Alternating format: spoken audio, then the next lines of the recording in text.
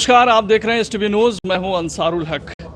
निकाय चुनाव 2020-22 की तारीखों का ऐलान हो चुका है और आगामी 10 अक्टूबर और 20 अक्टूबर को पूर्वी चंपारण ज़िले में मतदान होने हैं।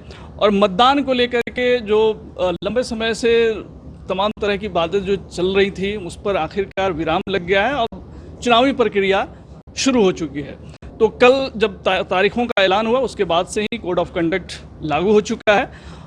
पूर्वी चंपारण ज़िले में इस बार के जो निकाय चुनाव 2022 जो होना है, ख़ास तौर से मोतिहारी के लिए एक बहुत महत्वपूर्ण चुनाव है, क्योंकि यहाँ पे पहली बार नगर निगम के मेयर पद का चुनाव होना है। तो इस ज़िले में जो भी चुनाव प्रक्रिया संपन्न होनी है, उसको लेकर के किस तरह की तैयारियां हैं, इस पर बात करने के लिए जिला निर्वाचन पदाधिकारी सह जिलाधिकारी शीर्षद कपिल अशोक जी हमारे साथ हैं। सर, चुनाव की तारीखों का ऐलान हो चुका है, चुनाव की किस तरह की तैयारियां हैं जिला स्तर पर? देखिए, जो तैयारियां होती है, जो बेसिक फंडामेंटल्स है हमारे फ्री फेयर ट्रांसपेरेंट इलेक्शन, उसके अराउंड रिवॉल्व करती है हमारी। और उसके लिए जो है राइट फ्रॉम जो हमारे कर्मियों की प्रतिनियुक्ति होती है, जो मतदान कर्मी होते हैं, उनका जो है रैंडमाइज सॉफ्टवेयर के तहत जो है चयन किया जाता है, उनको ट्रेनिंग दिए जाते हैं 2। उसके बाद जो मशीन्स यूज होते हैं ईवीएम, वो बेल के जो इंजीनियर्स रहते हैं, एग्जीक्यूटिव इंजीनियर्स, जो भारत सरकार द्वारा प्रतिनियुक्त किए जाते हैं, वो आते हैं और वो पूरे नियंत्रण में उसकी जो है फर्स्ट लेवल चेकिंग हो, कमीशनिंग हो ईवीएम का, ये करते हैं। इसके अलावा जो है फोर्स डिप्लॉयमेंट प्लान भी आवश्यक होता है विधि व्यवस्था के मद्देनज़र, जो फेयरनेस ऑफ द इलेक्शन है उसको इंश्योर करने के लिए। तो जो ऑब्जर्वर जब यहाँ पे आएंगे तो डिस्ट्रिक्ट कलेक्टर और सुप्रिटेंडेंट ऑफ पुलिस मिल के ऑब्जर्वर के साथ डिस्कस करके इस प्लान को जो है फाइनल करते हैं। इसके अलावा भी जो हमारे पीसीसीपीज होते हैं, उनका रूट चार्ट फाइनल करना। इसके अलावा जो है सामग्री कोषांग होता है, जो सामग्री लगती है, जैसे कि इंडेलिबल इंक ही है, इस तरीके के बैलेट पेपर्स है, स्टैट्यूटरी नॉन स्टैट्यूटरी पेपर्स है, वो सारी चीज़ें जो है सामग्री कोषांग के द्वारा दी जाती है। क्योंकि अभी एक नया आयाम जुड़ गया है कि इलेक्शन का जो एक्सपेंडिचर है उसको भी हम लोगों को चेक करना होता है कि ऐसा नहीं हो कि अनइवन जो है फील्ड रहे। तो राज्य निर्वाचन आयोग, इलेक्शन कमीशन ऑफ इंडिया और विभाग के द्वारा जो निर्देश दिए जाते हैं, उसके लिए जो है व्यय कोषांग भी गठित किया गया है। उसमें जो है जो व्यय करते हैं कैंडिडेट्स, उसको भी जो है हम मॉनिटर करते हैं। मीडिया, प्रिंट, इलेक्ट्रॉनिक एवं सोशल मीडिया पे ध्यान रखने के लिए एमसीएमसी कोषांग होता है, डीपीआरओ को मॉनिटर करते हैं।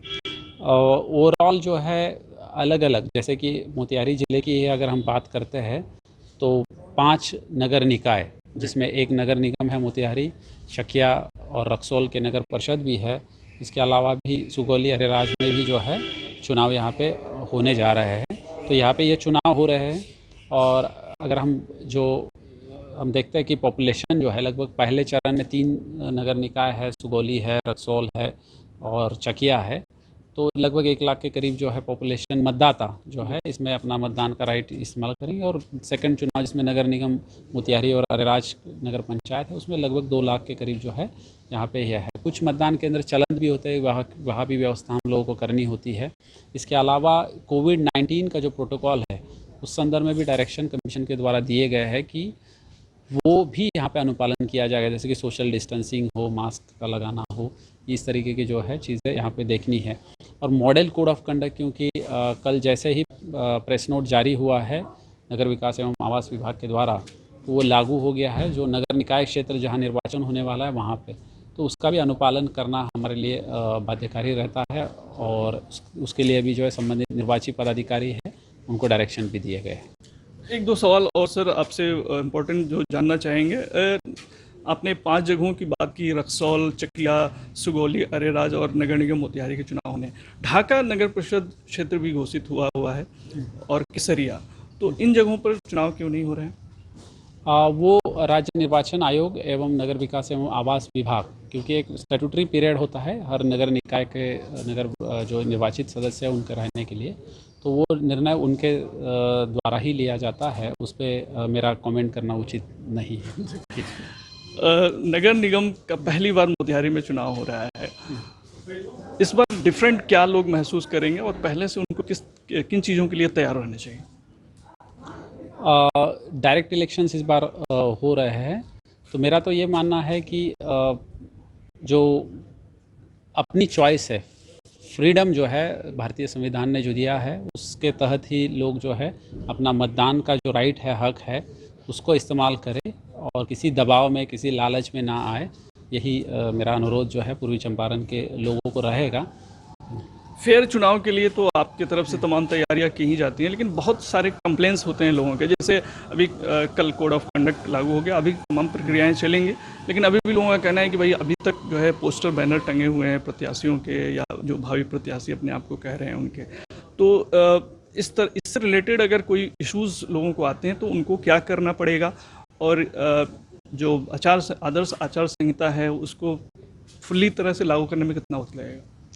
48 आवर्स का टाइम दिया जाता है इस हटाने के लिए, और हटाने की प्रक्रिया कल से ही शुरू कर दी है, जिस समय से प्रेस नोट जारी हुआ है। अभी कुछ ही देर पहले जो है नगर निकाय के जो पदाधिकारी है, निर्वाची पदाधिकारी है, जैसे मोतिहारी नगर निगम में डीडीसी है निर्वाची पदाधिकारी, तो उनको भी बता दिया गया है कि शीघ्रातिशीघ्र जो है आप ऐसे सभी जो है बैनर पोस्टर्स हो, सरकारी या प्राइवेट सरकारी जगह पे जो लगे हुए हैं उसको ये करें। और मॉडल कोड ऑफ कंडक्ट के जो अन्य भी जो आयाम होते हैं, उस जैसे सभा अगर कर रहा है तो उसके लिए निर्वाची पदाधिकारी का अनुमति लेना, आप जो एक्सपेंडिचर कुछ कर रहा है उसका ब्यौरा निर्वाची पदाधिकारी को देना, वो सब का भी जो अनुपालन करना अनिवार्य है।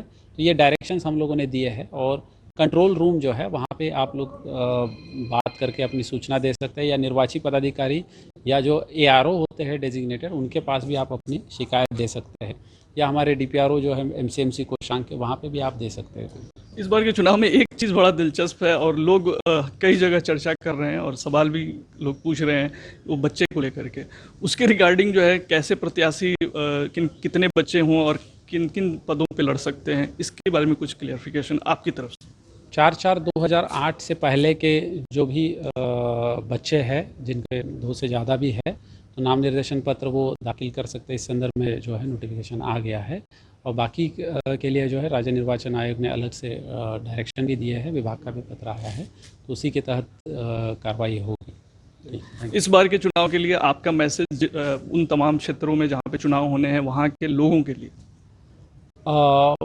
Participation in the democracy is exercised through the vote.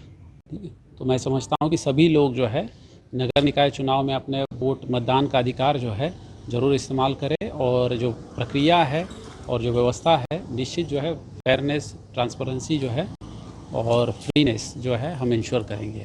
बहुत बहुत शुक्रिया सर, STV न्यूज़ से तमाम जानकारी साझा करने के लिए बहुत शुक्रिया। तो जिला निर्वाचन पदाधिकारी सर, जिलाधिकारी शीर्षद कपिल अशोक जी से नगर निकाय चुनाव 2022 को लेकर के किस तरह की तैयारियां हैं उस पर हम बात कर रहे थे, और उनसे जानने की कोशिश कर रहे थे कि इस बार के जो नगर निकाय चुनाव होने हैं उसमें क्या ख़ास है और किस तरह से तमाम चीज़ों पर नज़र रखी जाएगी और तमाम तैयारियाँ हैं। तमाम खबरों और डिबेट्स के लिए जुड़े रहिए STV न्यूज़ के साथ।